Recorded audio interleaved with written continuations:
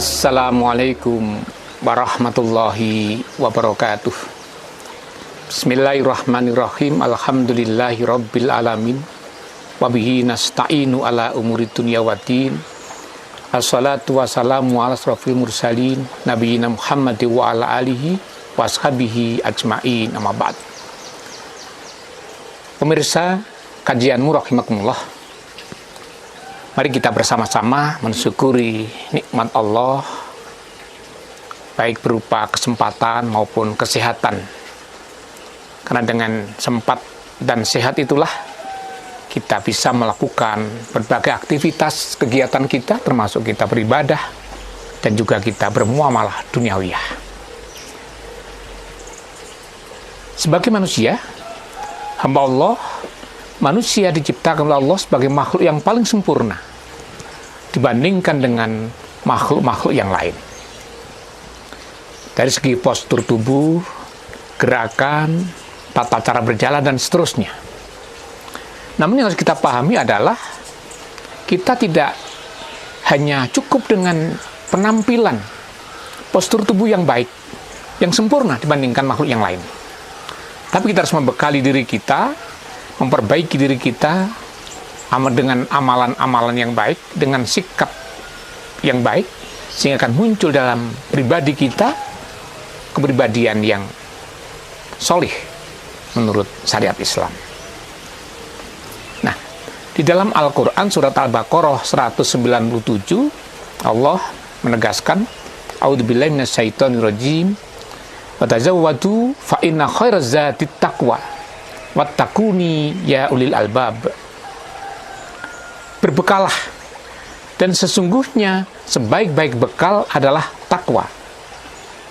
Bertakwa kepadaku, hai orang-orang yang berakal. Allah sudah mengisyaratkan kepada kita untuk menjadi makhluk yang baik.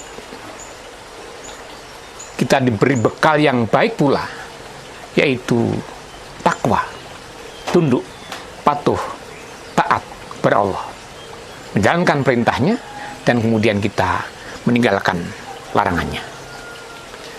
Di dalam surat At-Tin ayat 4 dan 5, Allah berfirman, laqad khalaqnal insana fi ahsani taqwim tsumma radadnahu asfala safilin.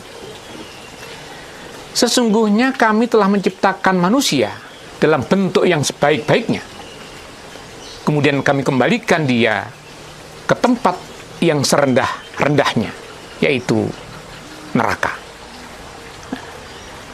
Kalau kita membaca dalam tafsir Jalalain misalnya, ahsani takwim ditafsirkan dengan manusia yang memiliki bentuk yang paling baik dibandingkan bentuk makhluk yang lain. Sedangkan asfala safilin ini adalah gambaran manusia yang pada saat usianya tua, yang tidak lagi mampu untuk mengerjakan aktivitas sehari-hari sebagaimana yang dia lakukan ketika masih muda. Di dalam tafsir yang lain misalnya, ahsani takwin digambarkan sama, yaitu manusia yang memiliki bentuk paling baik, paling sempurna dibandingkan dengan makhluk Allah yang lain. Sedangkan asfala safilin ini ditafsirkan dengan manusia yang taat pada Allah atau manusia yang tidak taat pada Allah dan Rasulnya, yang akan dikembalikan oleh Allah pada tempat yang paling buruk dari tempat yang lain, yaitu neraka jahanam yang sangat panas dan berkobar-kobar apinya. Ini tafsir dari asfala safilin. Allah akan mengembalikan ke dalam tempat yang serendah-rendahnya, yaitu neraka. Namun sebaliknya, ketika kita mampu mengimplementasikan ketakwaan, takut kepada Allah ini dengan kita melaksanakan perintah-perintahnya, kita meninggalkan larangan-larangannya, tentu Allah akan berikan tempat yang paling indah, yaitu surga, yang di dalamnya adalah kenikmatan-kenikmatan yang abadi.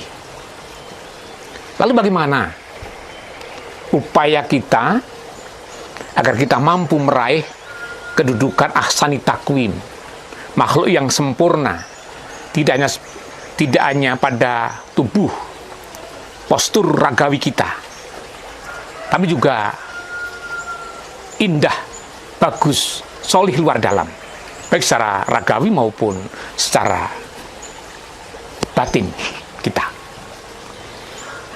Yang pertama adalah kita harus mensyukuri karunia Allah, baik berupa dua mata kita, dua telinga kita, dua kaki kita, tangan kita. Dan bentuk syukur itu ya kita menggunakan organ-organ tubuh yang Allah berikan, Allah anugerahkan kepada kita itu untuk kebaikan, untuk menuju ke jalan yang diridhoinya. Ini yang pertama. Kemudian yang kedua, kita harus menggunakan karunia badan yang masih sempurna ini dengan menggunakannya sesuai dengan fungsi dan gunanya. Karena Allah akan meminta pertanggungjawaban di akhirat kelak. Jadi, apa yang Allah berikan kepada kita, baik berupa mata, telinga, mulut, dua kaki, tangan, untuk beraktivitas, untuk bergerak menuju ridho Allah, baik dalam bentuk ubudiyah maupun ibadah muamalah duniawiyah. Di dalam Quran Al-Isra ayat 36, Allah berfirman yang artinya, dan janganlah kamu mengikuti apa yang kamu tidak mempunyai pengetahuan tentangnya. Sesungguhnya pendengaran, penglihatan, dan hati, semuanya itu akan diminta pertanggungjawabannya.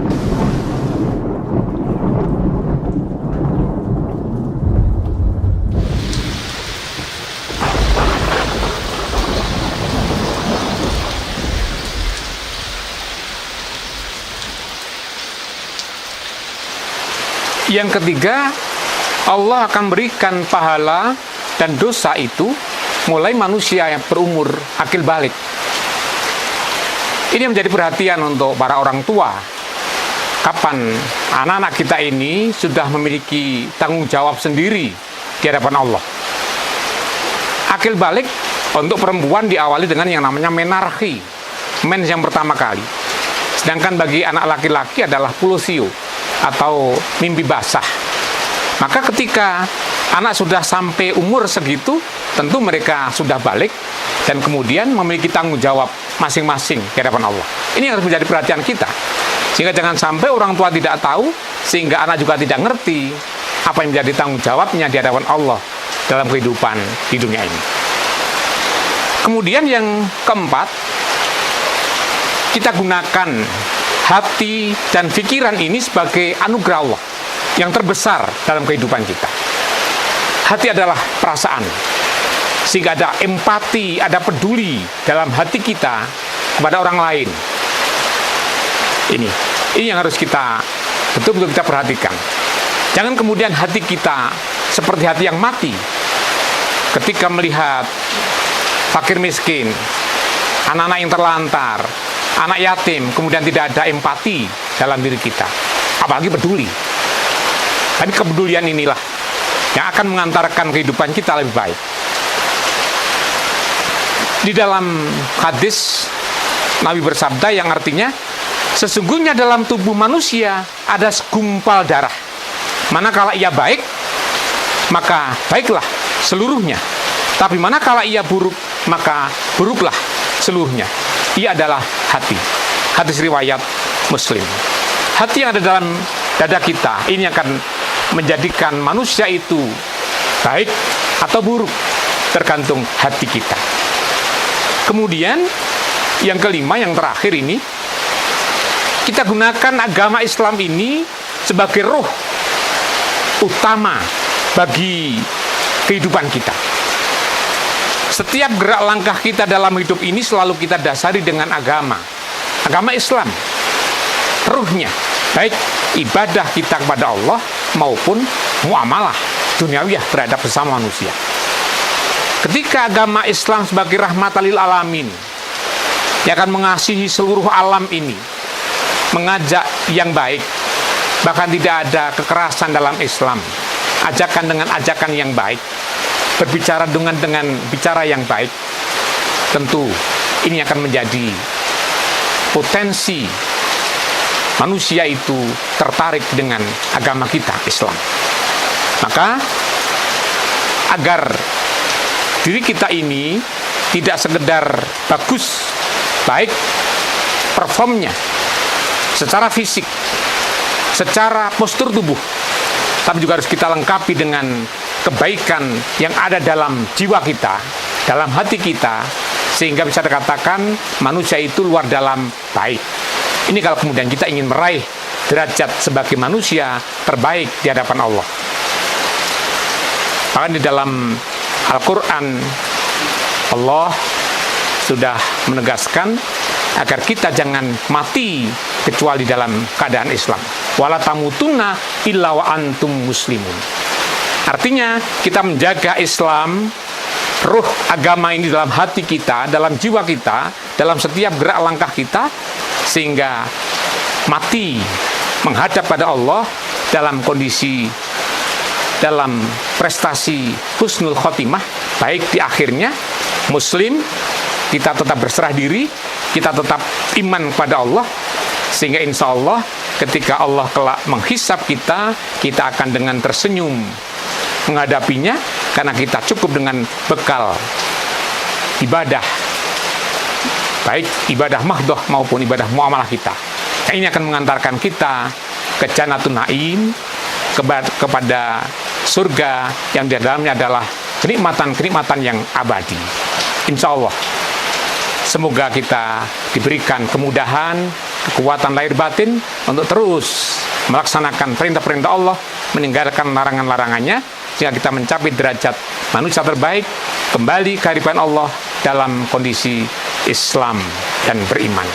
Demikian, Nasrullah wa fatun qarib. Assalamualaikum warahmatullahi wabarakatuh.